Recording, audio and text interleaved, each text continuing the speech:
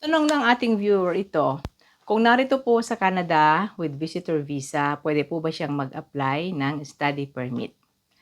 At ang sagot, ayon po sa IRCC, most people would apply their study permit outside Canada. Yan po yung basic na rule. However, pwede rin naman po mag-apply inside Canada. Ayon po sa IRCC, kung isa sa mga nakalista sa ibaba, sa screen na nakikita ninyo, kung isa po sa mga nakalista dyan ay applicable sa inyo, then pwede kayong mag-apply ng study permit while you are inside Canada.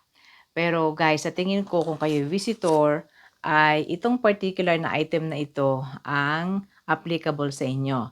Ang sabi dito, you completed a short-term course or study program required to be accepted at a designated learning institution. Ano po ba yun? Kukuha raw muna po kayo ng isang short-term course or study program na required para maka-enroll ka sa DLI. Kumbaga, merong prerequisite. Ano ho?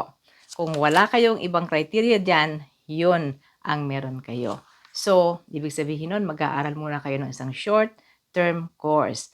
Ano po ba yung short-term course na yon? It is a prerequisite or bridging program na kailangan bago kayo tanggapin sa pag-aaral sa DLI. Usually po ito yung English as a Second Language or ESL. At kailangan tapos na kayo ng pag-aaral ng inyong ESL bago kayo makapag-enroll sa isang DLI.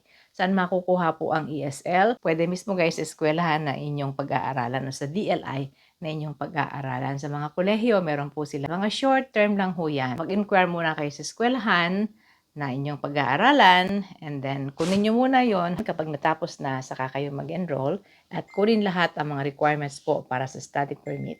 At make sure na you have all the money requirement o yung financial requirement na hinihingi po sa study permit ng Canada.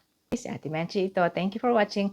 Follow me guys para mabilis kayo maka-access sa mga impormasyon tungkol sa Canada mula rito sa ating Facebook page. Thank you. Bye-bye.